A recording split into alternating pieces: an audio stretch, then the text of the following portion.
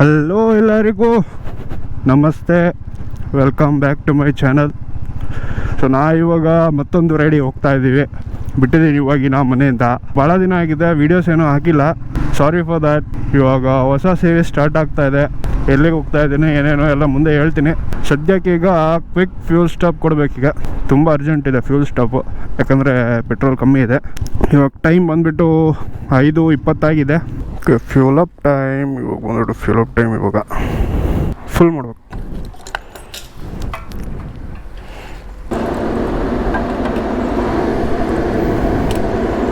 ಇವಾಗ full tank ಮಾಡಿಸಿದ್ದೀನಿ. 1660 rupees ಆಗಿದೆ, ಒಂದು 15 ಲೀಟ್ರನ ಆಗಿದೆ. ಓಕೆ, ನಾವಿವಾಗ ದಾವಣಗೆರೆ ಬಿಟ್ಟಿದ್ದೀವಿ. ದಾವಣಗೆರೆಯಲ್ಲೇ ಜೀರೋ ಮಾಡಿದ್ದೀನಿ. ಟೈಮ್ ಬಂದುಬಿಟ್ಟು 6:15 ಆಗಿದೆ. 6:15 ಬಿಟ್ಟಿದ್ದೀನಿ ದಾವಣಗೆರೆನ. ಇಲ್ಲಿ ನಮ್ಮ ಫ್ರೆಂಡ್ ಒಬ್ಬರಿದ್ದರು, ಮೀಟಾಗಿ ಹೋಗು ಅಂತ ಹೇಳಿದರು. ಹಂಗಾಗಿ ಇಲ್ಲ ಒಂದು ಸಣ್ಣ ಸ್ಟಾಪ್ ಕೊಟ್ಟು ಅವ್ರನ್ನ ಮೀಟಾಗಿ ಬಿಟ್ಟಿದ್ದೀನಿ. ಅದ್ರ ಹೆಸರು ಸುನೀಲ್ ಅಂತ. ಮೇ ಬಿ ಅವ್ರನ್ನ ನೀವು ಇದರಲ್ಲಿ ನೋಡಿರ್ತೀರ, ಚಾಮರಾಜನಗರ ಟ್ರಿಪ್ಪಲ್ಲಿ ಕಾರಲ್ಲಿ ಹೋಗಿದ್ವಲ್ಲ, ಆ ಲೋಕಲ್ ಇದ್ದಾರೆ ಅವರು. ಲೈಟಾಗಿ ಬೆಳಗ್ಗೆ ಬರ್ತಾ ಇದೆ. ಇವಾಗ ಹೆಬ್ಬಾಳ್ 12 ದಾಟಿದ್ದೀವಿ. ದಾವಣಗೆರೆ ದಾಟಿ ಒಂದು ಸ್ವಲ್ಪ ಮುಂದೆ ಬಂದಿದ್ದೀವಿ. ಲೈಟಾಗಿ ಬೆಳಗ್ಗೆ ಸ್ಟಾರ್ಟ್ ಆಗಿದೆ. ಟೈಮ್ ಬಂದುಬಿಟ್ಟು 6:30.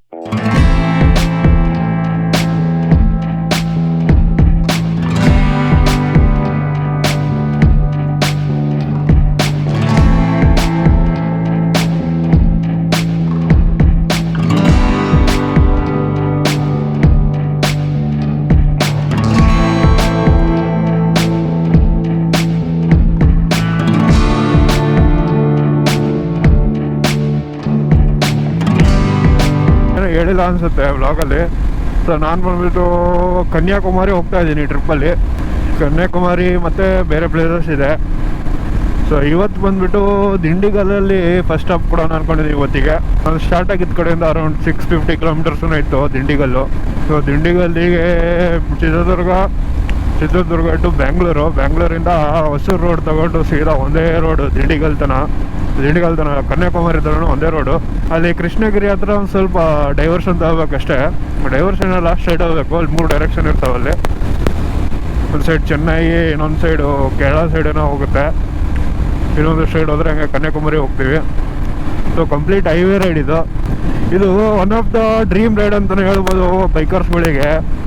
ಒಂದು ಲಡಾಖ್ ಸೈಡ್ ಹೋಗೋದು, ಇನ್ನೊಂದು ಕನ್ಯಾಕುಮಾರಿಗೆ ಬರೋದು. ಇವೆರಡು ಪ್ಲೇಸು ಒಂಥರ ಡ್ರೀಮ್ ರೈಡ್ ಅಂತಲೇ ಹೇಳ್ಬೋದು ಯಾವುದೇ ಬೈಕರಿಗಾಗಲಿ. So I am very happy.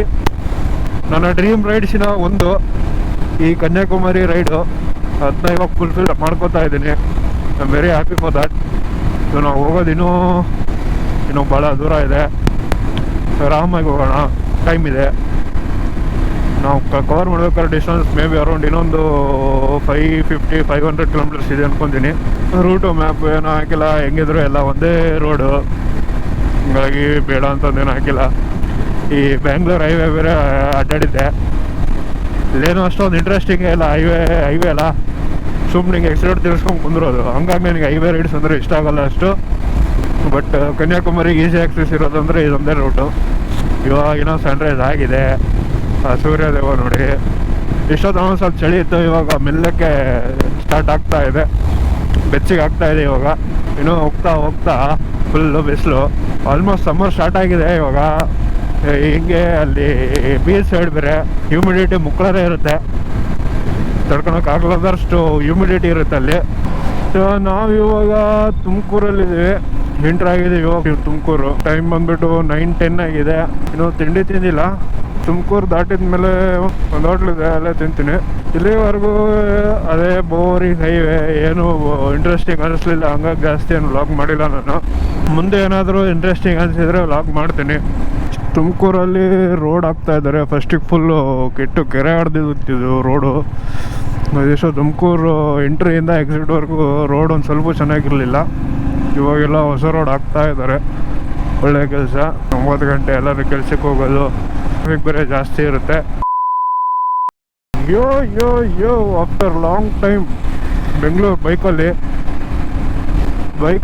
Bengaluru ಕಡೆ ಬಂದು ಆಲ್ಮೋಸ್ಟ್ ಒಂದು 3 to 4 ಇಯರ್ಸ್ ಆಗಿದೆ ಅನಿಸ್ತು ನಂದು. ಆಫ್ಟರ್ ಲಾಂಗ್ ಟೈಮ್ ಬೆಂಗಳೂರು ಕಡೆ ಬಂದಿದ್ದೀನಿ. ಸೊ ಫೈನಲಿ ರೀಚ್ ಆಗಿದ್ದೀವಿ ಬೆಂಗಳೂರು. ನೆಲಮಂಗಲ ಟೋಲ್ ದಾಟಿದ್ದೀನಿ ನಾನು. ಇನ್ನೊಂದು ಸ್ವಲ್ಪ ದೂರ ಹೋದರೆ ನೈಸ್ ರೋಡ್ ಸಿಗುತ್ತೆ. ನೈಸ್ ರೋಡ್ ಹತ್ತಿ ಸೀದಾ ಹೊಸೂರು ರೋಡಿಗೆ ಇಳ್ಕೊಳ್ಳೋದು. ಈ ಸಂಡೇ ಆಗಿರೋದ್ರಿಂದ ಬೆಂಗಳೂರು ತುಂಬ ಇವಾಗ ಸೂಪರ್ ಬೈಕ್ಸ್ ಸೌಂಡ್ ಹತ್ರ ಹಾಳೆ ಇದೆ. ಆಗಲೇ ಕಂಟಿನ್ಯೂ ಬಾವು ಅಂತ ಹೋಗ್ತಾನೆ ಇದ್ದಾರೆ. ನಾನು ಮಾಡೋಷ್ಟರಲ್ಲೇ ಗಾಯಬ್ ಆಗ್ಬಿಟ್ರು ಅವ್ರು ನನ್ನ ಮಗಳು. ಒಬ್ಬನು ಕಡಿಯೋಕ್ಕಾಗಲಿಲ್ಲ, ಹಂಗೆ ಹೋದ್ರು. Yes here we go. Nice road ಹತ್ತೀವಿ ಇವಾಗ. ನೈಸ್ ರೋಡ್ ಕಡೆ ಟರ್ನ್ ಆಗಿದೆ ಗಾಡಿ. ಹಲೋ ಬೆಂಗಳೂರು, ಇನ್ನೊಂದು ಸ್ವಲ್ಪ ಹೊತ್ತಿಗೆ ಬಾಯ್ ಬೆಂಗಳೂರು. ಇವಾಗ ಸಮಸ್ಯೆ ಏನಂದರೆ ಇಲ್ಲಿ ನೈಸ್ ರೋಡ್ ಇಳಿದ್ಮೇಲೆ ಎಲೆಕ್ಟ್ರಾನಿಕ್ ಸಿಟಿ ಎಲ್ಲ ಫುಲ್ಲು ದಾಟ್ಕೊಂಡು ಹೋಗ್ಬೇಕು. ಅದೇ ಬರೋಬ್ಬರಿ ಟ್ರಾಫಿಕ್ಕು. ನೋಡುವ ನೋಡಿ ಲಾರಿ ಕಂಡ ತಕ್ಷಣ ಕೈ ಅಂದುಬಿಡೋದೆ. ನೈಸ್ ರೋಡಿಗೆ ಟೋಲ್ ಕಟ್ಟಬೇಕು. ಬೈಕ್ಗಳಿಗೂ ಸಹ, ಬೈಕಿಗೂ ಟೋಲ್ ಕಟ್ಟಲೇಬೇಕು. ನೈಸ್ ರೋಡಿಗೆ ಮಾತ್ರ. ಬೈಕಿಗೆ ಎಷ್ಟಿದೆ ಏನಪ್ಪ, ಬೈಕಿಗೆ 20-35 ಅಲ್ಲ, ಹೊಸೂರು ರೋಡಿಗೆ 180. ನಾನು ಮಾತಾಡ್ಕೊತ ಆ ಕಡೆ ಹೋಗ್ಬಿಟ್ಟಿದೆ. ಹೊಸೂರು ರೋಡಿಗೆ 80 ರೂಪೀಸ್ ಟೂ ವೀಲರ್ಸಿಗೆ. ಬೈಕ್ಗಳಿಗೆ ಹೊಸೂರು ರೋಡ್ ತಗೋಬೇಕಂದ್ರೆ 80 ರೂಪೀಸ್ ಕಟ್ಟಬೇಕು. ನಾನು ಆ್ಯಕ್ಚುಲಿ ಇನ್ನೂ ತಿಂಡಿ ತಿಂದಿಲ್ಲ. ಅಲ್ಲೊಂದು ಕಡೆ ನಿಂದ್ರಸೋಣ ಅಂದ್ಕೊಂಡೆ. ಅಲ್ಲಿ ನಾನು ಆ್ಯಕ್ಚುಲಿ ಆ ಹೋಟ್ಲಲ್ಲೇ ಉಣ್ಣೋಣ ಅಂತಂದು ಹಿಂದ್ಗಡೆ ಯಾವುದು ಉಣ್ಲಿಲ್ಲಂಗೆ ಸುಮ್ಮನೆ ಬಂದೆ. ಅಲ್ಲೋಗಿ ನೋಡ್ತೀನಿ ಫುಲ್ಲು ರಶ್ ಇದೆ. ನಿಂತ್ಕೊಂಡಿಲ್ಲ, ವೆಯ್ಟ್ ಮಾಡ್ತಾಯಿದ್ರು. ಟೇಬಲ್ಸ್ ಎಲ್ಲ ಫುಲ್ಲಾಗಿದ್ದು. ಸರಿ ಅಂತ ಮುಂದೆ ಬಂದರೆ ಒಂದು ಹೋಟ್ಲೇ ಸಿಗಲಿಲ್ಲ ಮುಂದೆ. ಇಲ್ಲಂತೂ ಇನ್ನೇನು ಯಾವುದೂ ಸಿಗಲ್ಲ, ಏನು ತಿನ್ನೋಕ್ಕೆ ಸಿಗಲ್ಲ ಇಲ್ಲಿ. ಒಂದೆರಡು ಬಿಸ್ಕೆಟ್ ತೊಗೊಂಬಂದಿದ್ದೆ, ಒಂದು ಪ್ಯಾಕೆಟ್ ಬಿಸ್ಕೆಟ್ ಐಡೆಂಟಿಕ್ ತೊಗೊಂಬಂದಿದ್ದೆ, ಅದನ್ನ ತಿಂದೆ. ಹಂಗಾಗಿ ಅಷ್ಟೊಂದೇ ಹೊಟ್ಟೆ ಹಸಿತಾ ಇಲ್ಲ. ಹಂಗಾಗಿ ಗಾಡಿ ಸುಮ್ಮನೆ ಹೋಗ್ತಾಯಿದೆ ಮುಂದೆ. ಇಲ್ಲ ಅಂದಿದ್ರೆ ಎಲ್ಲಾರ ಹುಡುಕೊಂಡಾದ್ರೆ ಸರಿ ತಿಂದುಬಿಡ್ತಿದ್ದೆ ಮೊದಲು. ನಾವು ಫೈನಲಿ ಬಂದುಬಿಟ್ಟಿದ್ವಿ. ನೈಸ್ ರೋಡ್ ಕೂಡ ಇಳಿದು ಎಲೆಕ್ಟ್ರಾನಿಕ್ ಸಿಟಿ ಇವಾಗ ತಾನೇ ರೋಡ್ ಹತ್ತಿದ್ದೀನಿ ನಾನು. Traffic okay fast moving traffic ಇದೆ. ಅನ್ನೋ ಇಲ್ಲ ಅಲ್ಲೇ ಟ್ರಾಫಿಕ್ ಬಂತು ನೋಡಿ. ಇಲ್ಲೇ ರೈಟ್ ಸೈಡಲ್ಲಿ ಇನ್ಫೋಸಿಸ್ ಕ್ಯಾಂಪಸ್ ಇದು. ಮೆಟ್ರೋ ಇಲ್ಲಿ ತನಕ ಬಂದುಬಿಟ್ಟಿದೆ. ನಾನು ಬಂದು ಭಾಳ ವರ್ಷ ಆಯ್ತು ಈ ಕಡೆ. ಇದು ಎಲೆಕ್ಟ್ರಾನಿಕ್ ಸಿಟಿ ಫ್ಲೈಓವರ್. ಇದು ಡೈರೆಕ್ಟು ಸಿಲ್ಕ್ ಬೋರ್ಡ್ ಹತ್ರ ಹತ್ತಿ ಡೈರೆಕ್ಟ್ ಇಲ್ಲಿ ಇಳಿಯೋದು. ಇದಕ್ಕೂ ಟೋಲ್ ಕಟ್ಟಬೇಕು ಅನ್ಸುತ್ತೆ. ಕರೆಕ್ಟ್, ಇದಕ್ಕೂ ಟೋಲ್ ಕಟ್ಟಬೇಕು. ಬೈಕಿಗೂ ಸಹ ಕಟ್ಟಬೇಕು. ಒಂಥರ ನೈಸ್ ರೋಡಿಗೆ ಹಂಗೆ ಅದೇ ಥರ ಇದು ಟ್ರಾಫಿಕ್ ಇಲ್ಲದೆ ಸೀದಾ ಈ ಕಡೆ ಬಂದುಬಿಡ್ತೀವಿ ಫ್ಲೈಓವರ್ ಹತ್ತಿದ್ರೆ. ಇಲ್ಲೊಂದು ಸಿಗ್ನಲ್ ಇರುತ್ತೆ. ಈ ಸಿಗ್ನಲ್ನ ದಾಟ್ಕೊಂಡು ಬೇಡ ಒಳಗಡೆನೇ ಇರೋಣ ನಾವು. ಬಂದಿಲ್ಲ ಕರೆಕ್ಟು ಇದಕ್ಕೆ ನಿಂತ್ವ. ಇವಾಗ ನಾವು ತಮಿಳ್ನಾಡು ಬಾರ್ಡ್ರ್ ಕೂಡ ಕ್ರಾಸ್ ಮಾಡಿದ್ದೀವಿ. ತಮಿಳ್ನಾಡು ಬಾರ್ಡ್ರ್ ಕ್ರಾಸ್ ಆದಮೇಲೆ ಮೊದಲನೇ ಟೋಲ್ ಇದು. ವೆಲ್ಲೂರು, ಕನ್ಯಾಕುಮಾರಿ, ಕೊಯಂಬತ್ತೂರು, ಮಧುರೈ, ಸೇಲಂ, ಚೆನ್ನೈ.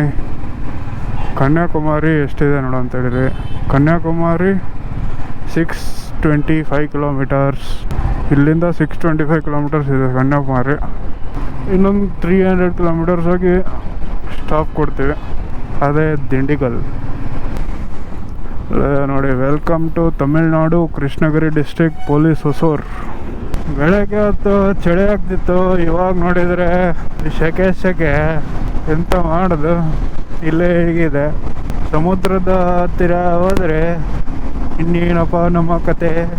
ಓಕೆ, ನಾನು ಇವಾಗ ಒಂದು ಯೋಚನೆ ಮಾಡ್ತಾ ಇದ್ದೀನಿ. ಏನಪ್ಪ ಅಂದರೆ, ನಾನು ಇವಾಗ ದಿಂಡಿಗಲ್ಲಲ್ಲಿ ಸ್ಟಾಪ್ ಮಾಡೋಣ ಅಂದ್ಕೊಂಡೆ. ಆದರೆ ದಿಂಡಿಗಲ್ಲಿಂದ ಮಧುರೈ ತುಂಬ ಹತ್ತಿರ. ಅದು ನೆಕ್ಸ್ಟ್ ಬರೋ ಸಿಟಿನೇ ಮಧುರೈ ಆ್ಯಕ್ಚುಲಿ.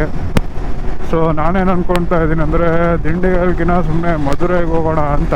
ಮಧುರೈಗೆ ಹೋಗ್ಬಿಟ್ಟು ಅಲ್ಲಿ ರೂಮ್ ಮಾಡಿ ಲಗೇಜ್ ಎಲ್ಲ ರೂಮಲ್ಲಿಟ್ಟು ಅಲ್ಲಿ ದೇವಸ್ಥಾನಕ್ಕೆ ಹೋಗಿ, ಅದು ಫೇಮಸ್ ಒಂದು ದೇವಸ್ಥಾನ ಇದೆಯಲ್ಲ, ಮಧುರೈ ಮೀನಾಕ್ಷಿ ಅಮ್ಮ ಟೆಂಪಲ್ ಅಂತ ಇದೆಯಲ್ಲ, ಹೆಂಗೆ ಮಾಡೋಣ ಯೋಚನೆ ಮಾಡ್ತಾಯಿದ್ದೀನಿ. ಒಂದು ಸ್ವಲ್ಪ ದೂರ ಹೋದ್ಮೇಲೆ ಒಂದು ಸ್ಟಾಪ್ ಕೊಟ್ಟು ಒಂದು ಸ್ವಲ್ಪ ರಿಸರ್ಚ್ ಮಾಡಿ. ಸೊ ನಾವಿವಾಗ ಕೃಷ್ಣಗಿರಿ ಹತ್ರ ಇದ್ದೀವಿ.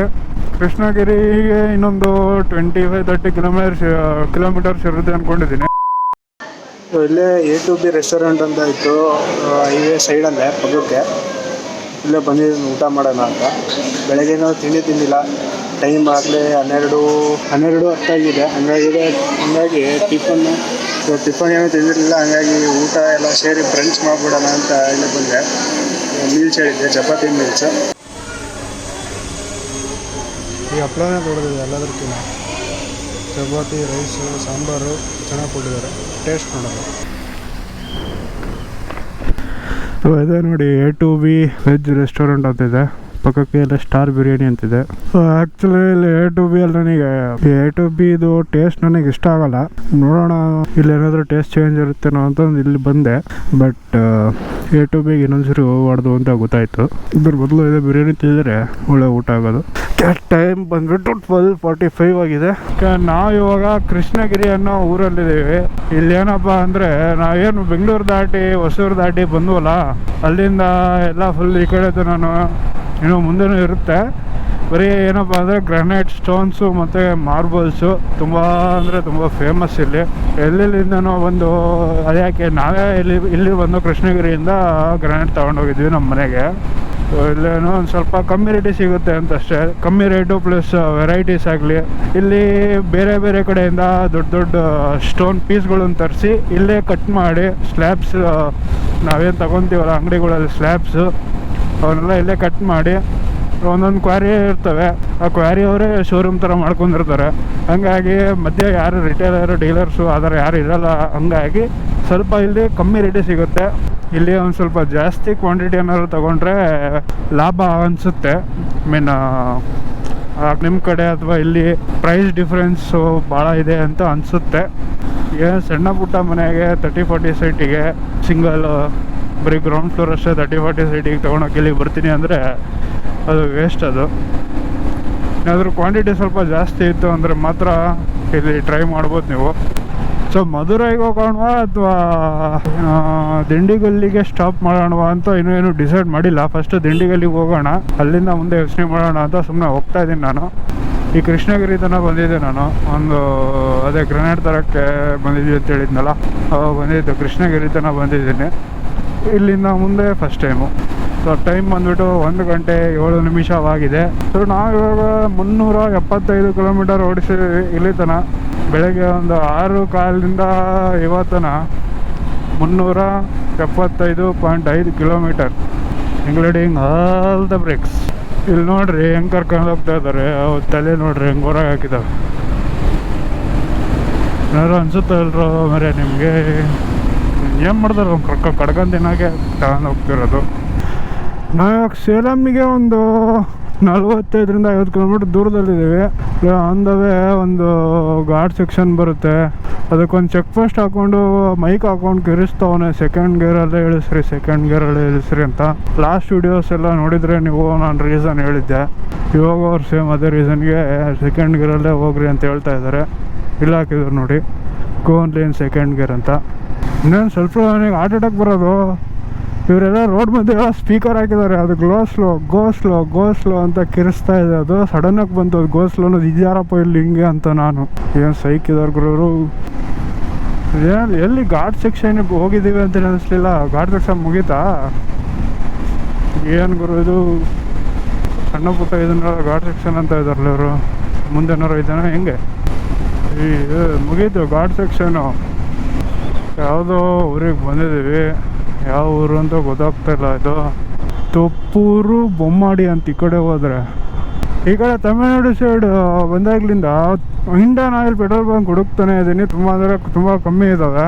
ಬರೀ HP ಮತ್ತು ಭಾರತ್ ಪೆಟ್ರೋಲಿಯಂ ಎರಡೂ ಜಾಸ್ತಿ ಕಾಣ್ತಾ ಇದ್ದಾವೆ. ಇಂಡಿಯನ್ ಆಯಿಲ್ ಎಲ್ಲೋ ಒಂದೊಂದು ಕಾಣ್ತಾ ಇದ್ದಾವೆ. ನಾನು ಆಲ್ಮೋಸ್ಟ್ ಒಂದು 100 ಕಿಲೋಮೀಟ್ರಿಂದ ನೋಡ್ಕೊತ ಬರ್ತಾ ಇದ್ದೀನಿ. ಪೆಟ್ರೋಲ್ ಹಾಕ್ಸ್ಬಿಡೋಣ, ಫುಲ್ ಟ್ಯಾಂಕ್ ಮಾಡ್ತಾನೆ ಇನ್ನೊಂದ್ಸರಿ ಅಂತ. ಎಲ್ಲ ಇಂಡಿಯನ್ ಆಯಿಲ ಕಾಣ್ತಾ ಇಲ್ಲ. ಇವಾಗ ಒಂದು ಕಡೆ ಇಂಡಿಯನ್ ಆಯಿಲ್ ಕಾಣ್ತು, ಗಡ ಹೋಗಿ ಫುಲ್ ಟ್ಯಾಂಕ್ ಮಾಡಿಸ್ಕೊಂಡೆ. ಮತ್ತೆ 1500 ಹಿಡಿಸ್ತು. ಇಲ್ಲಿ ತನಕ 458 ಕಿಲೋಮೀಟರ್ಸ್ ಓಡಿದೆ ಗಾಡಿ. ಇವಾಗ ಸೇಲಂ ಎಂಟರ್ ಆಗಿದ್ದೀವಿ ನಾವು. ಸೇಲಂ ಎಂಟರ್ ಆಗಿನ ಮುಂಚೆನೇ ಒಂದು ಟೋಲ್ ಬರುತ್ತೆ, ಟೋಲ್ ಗೇಟು. ಎಲ್ಲ ಒಂದು ಎಳ್ನೀರು ಕುಡಿದು ಬಿಟ್ಟಿದ್ದೀನಿ. ಇವಾಗ ಇನ್ನೂ ದಿಂಡಿಗಲ್ಲಿಗೆ 180 ಹಂಗೇನೋ ಇದೆ, 175 180 ಏನೋ ಇದೆ. ಹೋಗೋಷ್ಟೊತ್ತಿಗೆ ಒಂದು 6 o'clock ಹಂಗೆ ಆಗುತ್ತೆ ಅಂದ್ಕೊಂಡಿದ್ದೀನಿ. ಹಂಗಾಗಿ ಮಧುರೈಗೆ ಹೋಗೋದು ಬೇಡ, ಇಲ್ಲೇ ದಿಂಡಿಗಲ್ಲೇ ಸ್ಟೇ ಮಾಡೋಣ ಅಂತ ಫಿಕ್ಸ್ ಆಗಿದೆ. ನಾವು ಇವಾಗ ದಿಂಡಿಗಲ್ಲಿಗೆ ಒಂದು 95 ಕಿಲೋಮೀಟರ್ಸ್ ದೂರದಲ್ಲಿದ್ದೀವಿ. ರೋಡ್ಸು ಸ್ಟಾರ್ಟ್ ಆದಾಗಿಂದ ಇವಾಗ ತನಕ ಚೆನ್ನಾಗಿದ್ದಾವೆ ರೋಡ್ಸು. ಅಲ್ಲಲ್ಲಿ ಮಾತ್ರ ಇವಾಗ ಇದು 3ನೇ ದಿನ 4ನೇ ದಿನ ಅನ್ಕೊತೀನಿ ಅಷ್ಟೇ, ಅದೇ ರಿಪೇರಿ ಮಾಡ್ತಾ ಇದ್ದಾರೆ. ರೋಡ್ಸ್ ಹಾಕ್ತಿದ್ದಾರೆ ಹೊಸದಾಗಿ. ರೋಡ್ಸ್ ಅಂತೂ ದೂಸರ ಮಾತಿಲ್ಲ. ಹೈವೇ ಹತ್ತಿದನು ಕಂಪ್ಲೀಟ್ ಇಲ್ಲಿ ತನೂ ಹೈವೇದಲ್ಲೇ ಹೊಡಿತಾ ಇದ್ದೀನಿ. ಕನ್ಯಾಕುಮಾರಿ ಹೋಗೋ ತನೂ ಹೈವೇದಲ್ಲೇ ಹೋಗೋದು. ಈಗ ಬಿಸಿಲು ಮಾತ್ರ ಎಷ್ಟು ಬಿಸಿ ಇದೆ ಅಂದರೆ, ಇವಾಗ ಬಿಸಿಲು ಇಲ್ಲ ಒಂದು ಸ್ವಲ್ಪ ಹೋಗಿದೆ. ಇವಾಗ ಟೈಮ್ ಬಂದುಬಿಟ್ಟು 4:55 ಆಗಿದೆ. ಬೆಚ್ಚಗೆ ಹಂಗೆ ಕಾವು ಹೊಡಿತಾ ಇದೆ ರೋಡ್ಗಳೆಲ್ಲ. ಹಂಗೆ ಬಿಸಿ ಗಾಳಿ ಬರ್ತಾಯಿದೆ. ಇದು ಯಾವ ಊರು ಏನೋ ಹೈವೇದಲ್ಲಿ ಹೋಗ್ತಾ ಇದ್ರೆ ಇದೇ ನೋಡಿ ಸಮಸ್ಯೆ. ಯಾವ ಊರಲ್ಲಿದ್ದೀವಿ ಏನು ಗೊತ್ತಾಗೋದೇ ಇಲ್ಲ, ಸುಮ್ಮನೆ ಹೋಗ್ತಿರೋದೆ. ಇವ್ರು ಬೇರೆ ಎಲ್ಲ ಬೋರ್ಡ್ಗಳೆಲ್ಲ ಅವ್ರ ಭಾಷೆದಲ್ಲೇ ಬರ್ಕೊಂಡವ್ರೆ ತಮಿಳಲ್ಲಿ. ಯಾವ ಊರು ಅಂತಲೇ ಗೊತ್ತಾಗೋದಿಲ್ಲ ಇದು. ಹಲೋ ಫ್ರೆಂಡ್ಸ್, ಇಲ್ಲಿ ಗುಡ್ಡ ನೋಡಿ ಫ್ರೆಂಡ್ಸ್, ಎಷ್ಟು ದೊಡ್ಡದಿದೆ ಫ್ರೆಂಡ್ಸ್. ಇಲ್ಲೆಲ್ಲ ಸಣ್ಣ ಗುಡ್ಡ ಇದಾವೆ ಫ್ರೆಂಡ್ಸ್, ಇದು ದೊಡ್ಡ ಗುಡ್ಡ ಇದೆ ಫ್ರೆಂಡ್ಸ್. ಅಲ್ಲಿ ಸನ್ಸೆಟ್ ಆಗ್ತಾ ಇದೆ friends, just for comedy friends.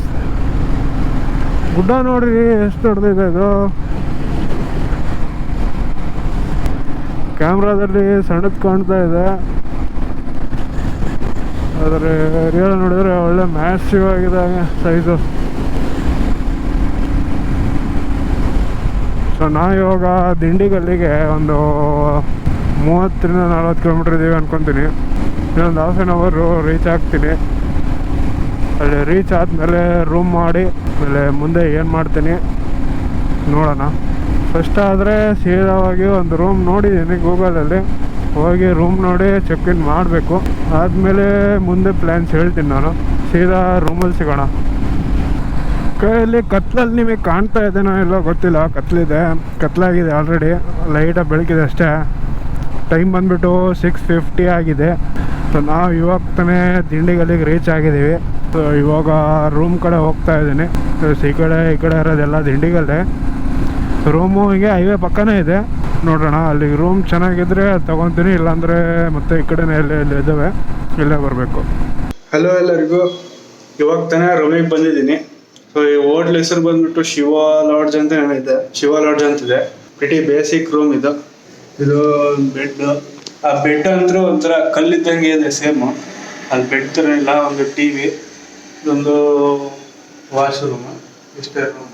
ಒಂದು ನೈಟ್ ಸ್ಟೇ ಮಾಡೋಕ್ಕೆ ಇಷ್ಟು ಸಾಕು ಅಂತ ನಾನು ಜಾಸ್ತಿ ಬಡ್ಜೆಟ್ಟಿಂಗ್ ಮಾಡಿಲ್ಲ. ಅಂದರೆ ಇದು ಸ್ವಲ್ಪ ಜಾಸ್ತಿನೇ ಆಯಿತು ಬಡ್ಜೆಟು. ರೂಮ್ ಬಂದ್ಬಿಟ್ಟು 500 ರುಪೀಸ್ ಪರ್ ನೈಟ್ ಅಂತೆ. ಗೀಝರು, ಹಾಟ್ ವಾಟರು ಎಲ್ಲ ಇದೆ. ಇವಾಗ ಗೀಝರ್ ಆನ್ ಮಾಡಿದ್ದೀನಿ. ಬೇಗ ಸ್ನಾನ ಮಾಡಿ ಹೊರಗಡೆ ಹೋಗಿ ಹಾಗೆ ಒಂದು ಸ್ವಲ್ಪ ರೌಂಡ್ಸ್ ಹಾಕಿ ಈ ಸಿಟಿ ಹೇಗಿದೆ ನೋಡಿ.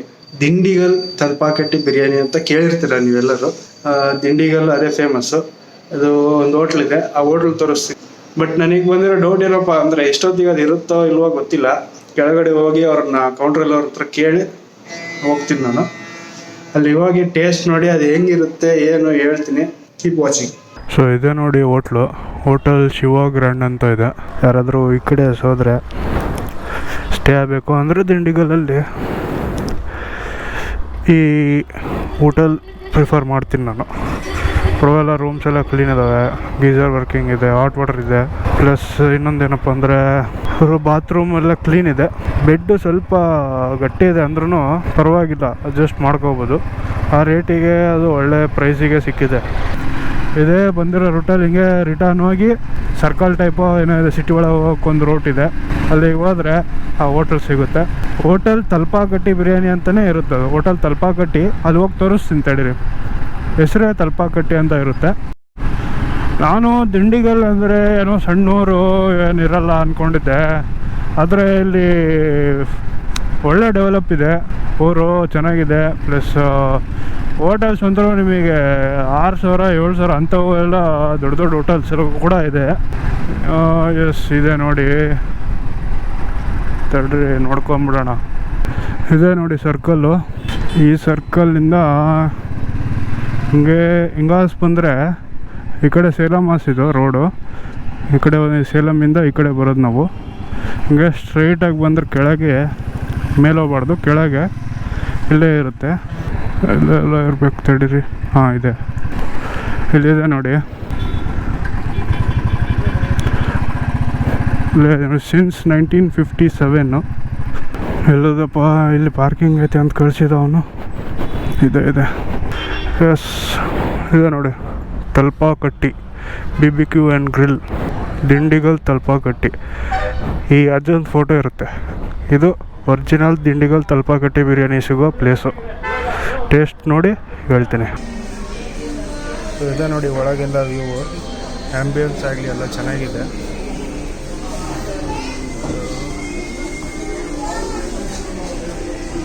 ಇದೇ ಥರ ಇಲ್ಲೊಂದಿದೆ, ಆ ಕಡೆಗೂ ಇನ್ನೊಂದು ಹಾಲ್ ಇದೆ ಇದೇ ಥರ. ಇದು ಪ್ಲೇಟ್ ಇಟ್ಟಿದ್ದಾರೆ. ನಾನು ಬಂದುಬಿಟ್ಟು ದಿಂಡಿಗಲ್ ಸ್ಪೆಷಲ್ ತಲ್ಪಾಕಟ್ಟಿ ಮಟನ್ ಬಿರಿಯಾನಿ ಹೇಳಿದ್ದೀನಿ, ಬೋನ್ಲೆಸ್ಸು. ನೋಡೋಣ, ಟೇಸ್ಟ್ ನೋಡಿ ಹೇಳ್ತೀನಿ ಹೇಗಿದೆ ಅಂತ. ನೋಡಿ ಏನಿದೆ, ಸಣ್ಣದು ನೀರು ಕೂಡ ಚುಂಬಲ್ ಕೊಟ್ಟಂಗೆ ಕೊಟ್ಟಿದ್ದಾರೆ. ಅದ್ರ ಜೊತೆಗೆ ರಸಮ್ಮು, ರೈತ.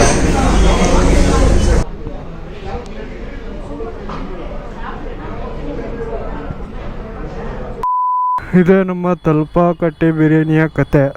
ಸೊ ನಾವು ತಲ್ಪಾಕಟ್ಟಿ ಬಿರಿಯಾನಿ ತಿನ್ನೋಗೋಸ್ಕರ 650 ಕಿಲೋಮೀಟರ್ಸ್ ಬಂದಿದ್ದೀವಿ. ಓಕೆ, ಇವಾಗ ಅಸಲಿ ಮಾತು ಏನಪ್ಪ ಅಂದರೆ ಟೇಸ್ಟು. ಸೊ ನಾನು ಮಟನ್ ಸ್ಪೆಷಲ್ ತಲ್ಪಾಕಟ್ಟಿ ಮಟನ್ ಬಿರಿಯಾನಿ ತೊಗೊಂಡಿದ್ದೆ. ಸೊ ಹೇಳ್ಬೇಕಂದ್ರೆ ಚೆನ್ನಾಗಿತ್ತು. ಆ್ಯಕ್ಚುಲಿ 2 ತಿನ್ನಬೇಕು ಅನ್ನಿಸ್ತು, ಆದರೆ ಹೊಟ್ಟೆ ಸಾಲಲಿಲ್ಲ. ಒಬ್ರಿಗೆ ಸಫಿಷಿಯೆಂಟ್ ಆಗುತ್ತೆ ಅವ್ರು ಕೊಡೋದು. ಸಫಿಷಿಯೆಂಟ್ ಅಂದರೆ ತೀರಾ ಜಾಸ್ತಿನೂ ಅಲ್ಲ, ತೀರಾ ಕಮ್ಮಿನೂ ಅಲ್ಲ, ಎಕ್ಸಾಕ್ಟ್ಲಿ ನಮ್ಮ ಹೊಟ್ಟೆಗೆ ಕರೆಕ್ಟಾಗಿದೆ. At least for me. ಬೇರೆಯವ್ರ ಬಗ್ಗೆ ನನಗೆ ಗೊತ್ತಿಲ್ಲ. ವೆಜ್ ಕೂಡ ಇದೆ, ಆದರೆ ಅದ್ರ ಬಗ್ಗೆ ನಾನು ಮಾತಾಡಲ್ಲ, ಯಾಕಂದರೆ ಅದು ಬಿರಿಯಾನಿ ಅಲ್ಲ, ಪಲಾವ್ ಅದು. ಸೊ ಓಕೆ, ಟೇಸ್ಟು ಚೆನ್ನಾಗಿತ್ತು. ಪೀಸಸ್ಸು ಎಳೆ ಮಟನ್ನು ಬಾಯಲ್ಲಿ ಇಟ್ಕೊಂಡ ತಕ್ಷಣ ಒಳ್ಳೆ ಕರಗೋ ಥರ ಆಗಿದೆ. ನಮಗೋಸ್ಕರ ಕಾಯ್ತಾ ಇದೆ ರೂಮು. ಹೋಗಿ ಮುಕ್ಕೊಂಬಿಟ್ರೆ ಮುಗೀತು. Okay, I am back to the room. Time ಬಂದು 9:30 ಆಗಿದೆ. ಸೊ ಡೇಟನ್ನೆಲ್ಲ ಟ್ರಾನ್ಸ್ಫರ್ ಮಾಡ್ತಿದ್ದೀನಿ ದೇವಾಲಿಂದ. ಸೊ ವಿಡಿಯೋ ಇಷ್ಟ ಆಗಿದೆ ಅಂತ ತಿಳ್ಕೊತೀನಿ. ಇಷ್ಟ ಆಗಿದ್ದರೆ ಲೈಕ್ ಮಾಡಿ, ಶೇರ್ ಮಾಡಿ, ಕಮೆಂಟ್ ಮಾಡಿ. ಸಬ್ಸ್ಕ್ರೈಬ್ ಆಗಿಲ್ಲ ಅಂದರೆ ಸಬ್ಸ್ಕ್ರೈಬ್ ಮಾಡ್ಕೊಳ್ಳಿ.